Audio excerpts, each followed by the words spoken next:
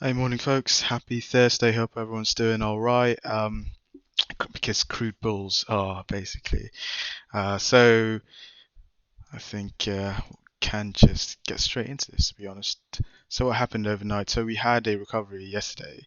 We saw this, and then a further 1% gain on day during APAC trade, and this is because Saudi reportedly, and this was actually Macron was the one, basically reporting that the Saudi and the UAE are actually reaching their the capacity limits in terms of production, which means that it's not that they won't, increase, put on more barrels in onto the market, is that they can't.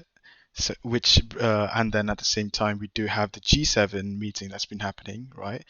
Um, so G7 now vows that they're going to be putting a new round of sanctions on Russian oil, but according to reports, this will include a cap on the price of Russian oil. Um, how that plays out will, I've done a recording on this, so perhaps, go back in time and then look at that. But what if it does become pertinent on a day-to-day basis? I will bring it up again. No worries. So it's going to be quite a busy day on the data slate today, scheduled in terms of scheduled events, and not the normal, basically lineup if you must. So first of all, we do have GfK consumer confidence, a lot of consumer data coming out today, but the big thing, the not the big thing, the bigger things and the more basically potentially surprising, in terms of any word coming out today will be, from ECB's Lagarde, who's going to be on at 9 a.m. GMT. And then we have BOE's Conliv because things are kind of bad you know, in the economic sphere of things in the UK. So Conliv is speaking at 11, and then ECB's Panetta is going to be on at 12. Going to US session, we will be on the lookout.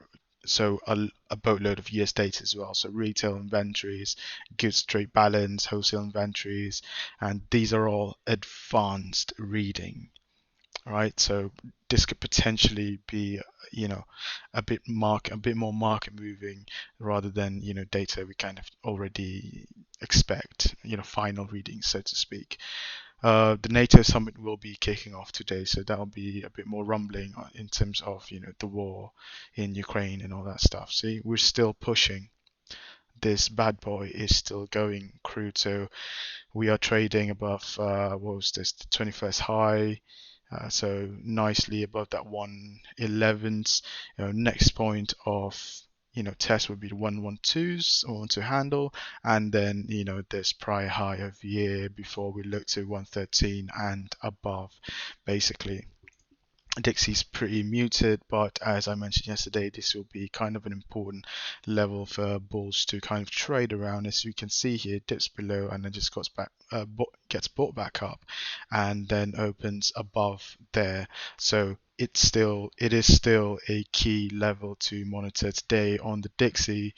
Um, all right, so equities, positive still. Remember what I said yesterday, that it will be a big portion of the work for bulls to hold above this basically prior gap. We've closed this gap, traded above, see support, and then but we did not close positive yesterday, which tells something. So remains to be seen what happens today.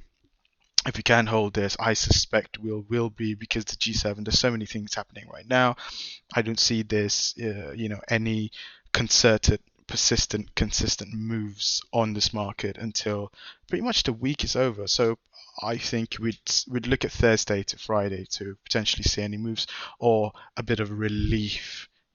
So if there was relief after on Thursday, okay, we've bought this into the gap close, and then relief comes through, there might be a bit of profit taking before the week closes out. So we might be testing this gap again, or even slightly lower, or this support trend line, before then buys start to reload.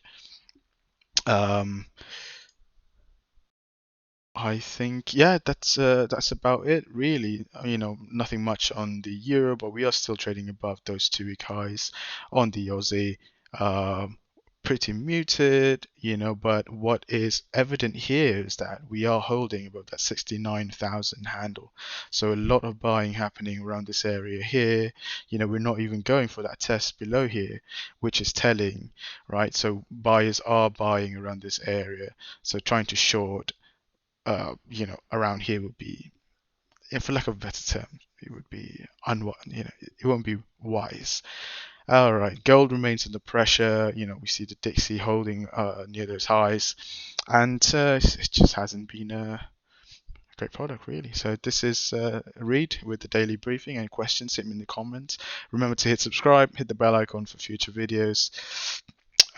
We are doing a free trial run for a month on the Dun Capital Discord. So you get, if you join in, you get to see what it's like and how we discuss things each day on the fly, basically.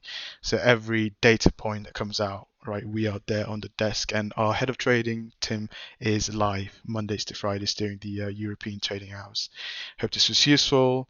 I'll catch you guys tomorrow. Have a good session. Ciao.